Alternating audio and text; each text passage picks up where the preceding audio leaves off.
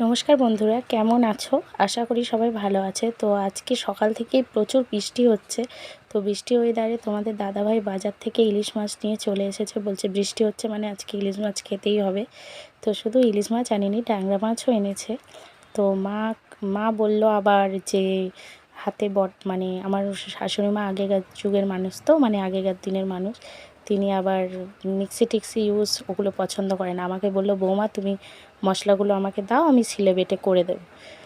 তো ভালো, মাকে দিলাম, মা মশলা বাটছে। তো আমি এদিকে মা মশলা বাটছে দেখে আমি ভাবলাম মা মশলাটা তাহলে বেটে দিই, আমি এদিকে মাছটা কেটে নিই বলে আমি গুছিয়ে মাছটা আবার কেটেও নিলাম। তো মাছটা মারও এদিকে মশলা মানে বাটা প্রায় শেষ।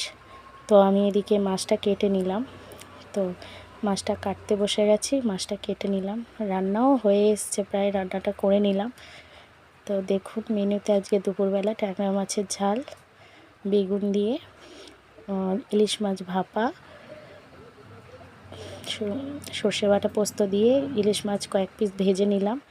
আর এই যে ইলিশ মাছের তেল। তো এবারে সবাইকে ভাত বেড়ে দেব। তো তার জন্য ভাত বেড়েও নেব, মাকে খেতে দেবো। মার স্নান হয়ে গেছে অনেকক্ষণ আগে। তো ভাত বেড়ে নিয়েছি, তোমার দাদা ভাইয়ের ভাত বেড়ে দিলাম, ওর ভাত বেড়ে দিয়েছি। তো ভাত বেড়ানো দেখে আমাকে আবার বলছে যে তুমি তোমার ভাতটা কেন বাড়ছো না, বলে আমাকে বকছিল, বকাবকি করছিল। তো যার কারণে আমিও আমার ভাতটাও বেড়ে নিলাম। তো ঠিক আছে, সবাই ভালো থাকবেন, পরের ভিডিওর জন্য অপেক্ষা করবেন।